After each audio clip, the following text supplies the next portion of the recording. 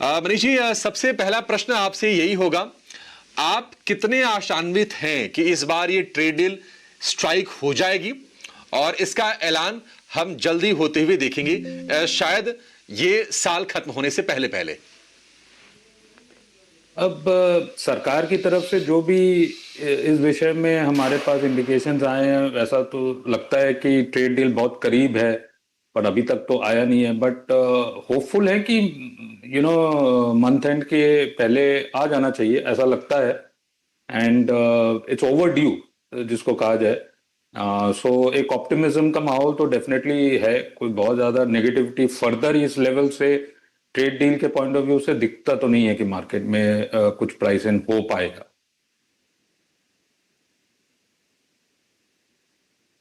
मनीष जी, दूसरा प्रश्न ये है आपसे कि मान लीजिए कि अगर ट्रेड डील स्ट्राइक हो जाती है, अग्रीमेंट बन जाता है, अमेरिका भी कुछ चाहेगा कि हम उनके लिए अपने मार्केट को खोलें, हम वहां से अपना इंपोर्ट थोड़ा बढ़ा ही रहे हैं, तो आप जरा ये बताइए कि क्या बाजार यहां से फर्दर आपको एक्साइटेड होता हुआ दिखाई दे रहा है, या फिर बस एक हैंगओवर है, ओवरड्यू है काफी टाइम से, ये टल जाएगा और बस एक राहत होगी, बहुत एक्साइटमेंट वाली चीज नहीं होगी?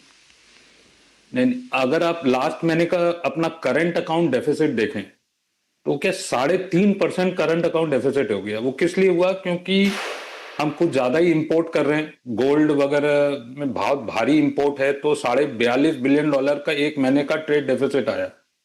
वो इसलिए आया क्योंकि यूएस का जो एक्सपोर्ट है वो बिल्कुल कोलैप्स हो गया और हम जबरदस्त इंपोर्ट कर रहे हैं फर्टिलाइजर, गोल्ड, और जो नॉर्मलाइज्ड हमारी इंपोर्ट होती है, जो 25-26 बिलियन डॉलर की मंथली डेफिसिट है, ट्रेड डेफिसिट, वो बढ़कर $42 बिलियन हो गए। तो करंट अकाउंट डेफिसिट और रुपए की जो कमजोरी है, उसमें जो ट्रेड डील का जो एक्सपेक्टेशन है, वो अगर आ जाता है पॉजिटिव, तो ये करंट अकाउंट डेफिसिट में बहुत बड़ी राहत मिलेगी।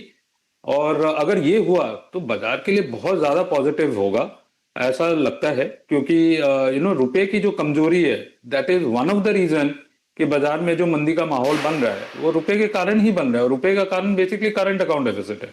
तो करंट अकाउंट डेफिसिट अगर पिछले साल का देखें तो 0.5, 0.6%, 1% के करीब। लास्ट मंथ का करंट अकाउंट डेफिसिट 3.5%। सो ये एक चिंता की विषय है और ट्रेड डील इसमें आने से काफी रियायत मिलेगी। तो अगर मान लीजिए करंट अकाउंट डेफिसिट कम होता है, रुपया यहां से स्ट्रेंथन होता है, क्या इसे देखकर एफआईज भी लौट आएंगे, या फिर एफआई सर वेट करेंगे कि एक बार हम एक और क्वार्टर के नंबर देख लेते हैं भारत में पहले? देखिए, एफआई अब जहां तक मेरी समझ है वो ये है कि अब कोई भी एफआई का ये नहीं मानना है कि इंडिया बहुत एक्सपेंसिव है। प्रॉब्लम लिक्विडिटी का है, प्रॉब्लम सेकेंडरी मार्केट से पैसा बिक रहा है, मतलब स्टॉक्स बिक रहे हैं और वो प्राइमरी मार्केट्स में जा रहे हैं। तो ये, और क्या है कि गवर्नमेंट और आरबीआई भी रुपए को संभाल रही है, तो इंटरवेंशन है, $30 बिलियन का इंटरवेंशन है। तो इंटरवेंशन में आप डॉलर को बेचते हो और रुपये को खरीदते हो। जब आप रुपए को सिस्टम से खरीदते हो तो एक लिक्विडिटी डेफिसिट हो गई है। अगर आप देखें कि लास्ट जो मॉनेटरी पॉलिसी आई, उसने आरबीआई ने ओएमओ का अनाउंसमेंट किया है। वो इसलिए अनाउंसमेंट किया है कि जो लिक्विडिटी डेफिसिट है उसको थोड़ा ठीक किया जाए। और लिक्विडिटी डेफिसिट के कारण ही बाजार में जो मंदी का माहौल बन रहा है, लिक्विडिटी कंसर्न के कारण, is one of the reason apart from others. So earnings revival तो डेफिनेट है, मतलब थर्ड क्वार्टर की अर्निंग सेकंड क्वार्टर से बेटर आएगी and consumer sentiment is much better. So it is, मतलब ये जो मंदी हमें दिखाई दे रही है, ये बेसिकली फंडामेंटली ड्रिवन नहीं है। और रुपया अगर कमजोर होता है तो रुपये कमजोर में एक्सपोर्ट्स को भी बेनिफिट मिलेगा। ये सब नियर टर्म हेडविंड्स हैं जो मेरे हिसाब से नेक्स्ट 6 महीने में काफी कुछ सॉल्व हो जाएगा। और जो नया साल है 2026, उसमें काफी कुछ पॉजिटिव्स इंडिया को देखने को मिलेगा। और एफआई का सेंटिमेंट्स, जो इंडिया इतना बड़ा अंडर परफॉर्मेंस है vis-a-vis other emerging markets, develop markets, US से तो बहुत ज्यादा ही अंडर परफॉर्मेंस है, ये अब मेरे हिसाब से तो एक एक्सट्रीम लेवल पर पहुंच गया और यहां से एक पुल बैक आना चाहिए इंडिया के मार्केट में। And from that point of view, जहां से भी रुपया टर्न होता है वहां से एफआई फ्लोज आनी चाहिए।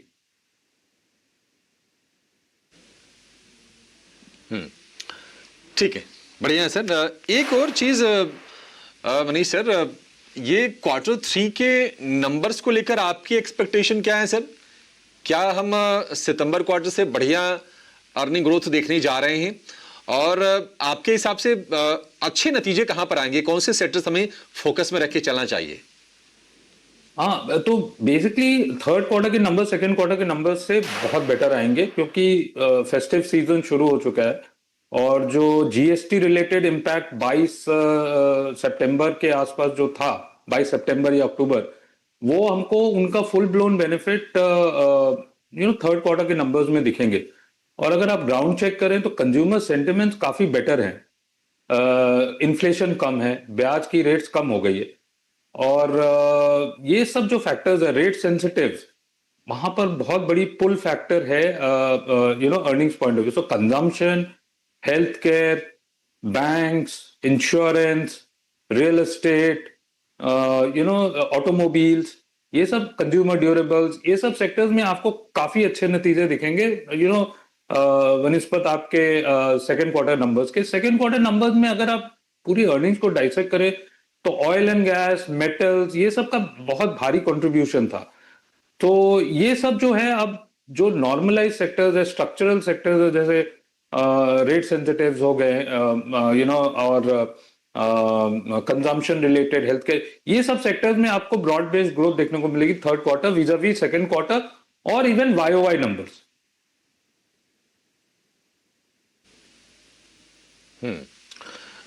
मनीष सर, यूएस में हम देख रहे हैं कि बॉन्ड यील्ड फिर से बढ़ रही हैं, लगभग लगभग 2 महीने के हाइस पर हैं, 10 ईयर के बॉन्ड यील्ड हो या फिर 30 ईयर के बॉन्ड यील्ड हो। क्या ये थोड़ी सी टेंशन वाली चीज है फ्लोज के लिहाज से? क्या हमारे यहां से और आउटफ्लो हो सकता है टुवर्ड्स अमेरिका? हाँ, क्योंकि ये बहुत कुछ डिसाइडेड नहीं है आज की डेट में। वहां पर भी असमंजसता है कि फेडरल रिजर्व रेट कट करेंगे कि नहीं करेंगे। पर जो कि वहां की जो इकोनॉमिक डायनामिक्स है, मैक्रो इकोनॉमिक डायनामिक्स, वो यही बताती है कि मार्केट आपको ये बोल रहा है कि आप रेट कट नहीं कर सकते, कि यूएस में महंगाई बढ़ रही है। और यूएस और इंडिया की जो स्प्रेड है 10 ईयर G-Secs की, वो ऑल टाइम लोज पर है। तो क्या बहुत ज्यादा डिफरेंशियल रेट्स हो सकते हैं? ये बहुत बड़ी रिस्क है कि इंडिया से आउटफ्लोज, अगर यूएस में यील्ड्स बढ़ते हैं तो यहां से आउटफ्लोज होने की पूरी गुंजाइश है। नॉट ओनली इंडिया, पूरी इमर्जिंग मार्केट से आउटफ्लोज होने की पूरी गुंजाइश है। And on the other hand एक येन भी हार्डन हो रहा है, तो जापानीज येन कैरी ट्रेड का भी इंपैक्ट है पूरे ग्लोबल डायनेमिक्स में। तो ये सब काफी मायने रखता है, इंटरेस्ट रेट डायनेमिक्स जो है काफी मायने रखता है फ्लोज पॉइंट ऑफ व्यू। पर मेरे कहने का यही मतलब है कि इंडिया को आप बहुत ज्यादा डिप्रेस कर रखे हो on account of the trade deal talks की, और जो आपकी flow dynamics, yen carry trade, everything said and done, ऐसा लगता नहीं है कि बहुत ज्यादा कोई यहां से मंदी का माहौल एफआईएस को भी दिखाई दे। आई अंडरस्टैंड कि वहां की रेट यील्ड्स बढ़ रही है तो यहां से फ्लोज बढ़ सकते, बिल्कुल बढ़ सकते, बट फंडामेंटल्स नाम की भी कोई चीज है, और फंडामेंटल्स इंडिया की इतने खराब नहीं है कि दिस इज आपका परफॉर्मेंस बेसिकली लास्ट 1 साल में हमने मार्केट्स में देखा है।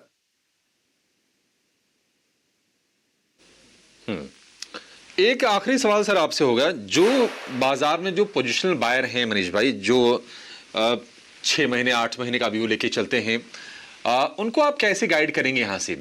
क्या ये बेहतर होगा कि अब थोड़ा बजट को ध्यान में रखकर अपनी पोजीशनिंग को शिफ्ट करना शुरू करें, इंफ्रा हो गए, कैपिटल गुड्स हो गए, या फिर रेलवे स्टॉक्स हो गए, क्या उन पर थोड़ा फोकस बढ़ाने का समय आ गया है?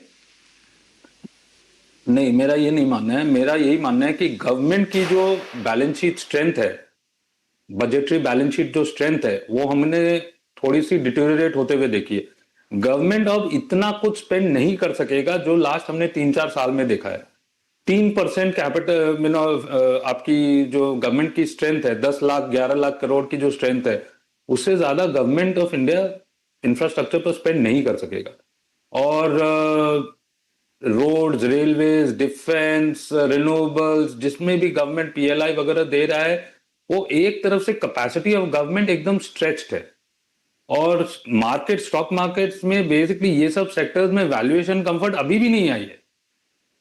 सो इन मार्केट्स में सिर्फ वैल्यूएशन का सबसे बड़ा कंसर्न है। तो अर्निंग्स वर्सेस वैल्यूएशन, कहां पर कंफर्ट है वहीं पैसे बनेंगे।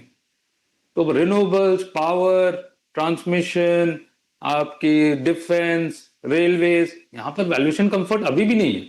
तो मेरा नहीं मानना है कि ये अभी बजट आ रहा है तो ये सब सेक्टर में वापस आपको कोई रिवाइवल देखने को मिलेगा, ऐसा लगता नहीं है। 6-8 महीने के व्यू पॉइंट से अगर इन्वेस्टर्स को कुछ देखना है तो मेरा यही कहने का है कि अभी आप don't throw in the towel, क्योंकि रिटेल इन्वेस्टर जहां पैनिक करता है वहीं से बाजार घूम जाएगा। तो अगर अभी तक संयम आपके पास है तो नेक्स्ट 6-8 महीने के पॉइंट ऑफ व्यू से और संयम बना के रखिए। अगर ले सकते हैं तो लीजिए, नहीं ले सकते हैं तो चुपचाप बैठना चाहिए जो भी लिया हुआ है, प्रोवाइडेड ये अर्निंग्स वर्सेस ग्रोथ। क्या है कि गुड बैड एंड अगली को अगर एक पॉइंट ऑफ आज की डेट में एक की ब्रश से पेंट किया जा रहा है, तो आप अपने पोर्टफोलियो को और एनालाइज कीजिए, जो भी गंदे स्टॉक्स है उसको बेच दीजिए, जो अच्छे स्टॉक्स है उसमें अर्निंग्स को और कंजर्वेटिवली एनालाइज कीजिए, और उसके बाद भी अगर वैल्यूएशन कंफर्ट है तो उसको चुपचाप लेके बैठ जाना चाहिए नेक्स्ट 6-8 महीने के पॉइंट ऑफ व्यू से। मेरा तो यही मानना है कि नए साल में is going to be much better than 2025 across the market. So यही एडवाइस होगी इन्वेस्टर्स को। बढ़िया है सर, समझदार को इशारा काफी कि जो 2026 होगा 2025 से बेहतर होगा। तो मान के चलेंगे कम से कम इंडेक्स लेवल पर 10% से ज्यादा के रिटर्न तो मिल जाएंगे अगले साल में। और ये जो आपकी बात है कि नहीं, आप वैल्यूएशन देखिए, जहां पर वैल्यूएशन कंफर्ट है वहां पर आप फोकस करके चलिए। तो बहुत ही स्टॉक स्पेसिफिक फिर बाजार में आप ना व्यू बनाइए, क्योंकि आप देखेंगे कि थोड़े से ना फ्रॉथी अभी भी वैल्यूएशन है मिड कैप में, स्मॉल कैप में थोड़ा सा संभाल के रहने की जरूरत यहां पर होगी। मनीष भाई बहुत शुक्रिया, आपने बहुत ही क्रूशियल, बहुत ही सधे हुए इंसाइट्स हमारे सामने रखे और हमारे दर्शकों को आपने गाइड किया। Thank you.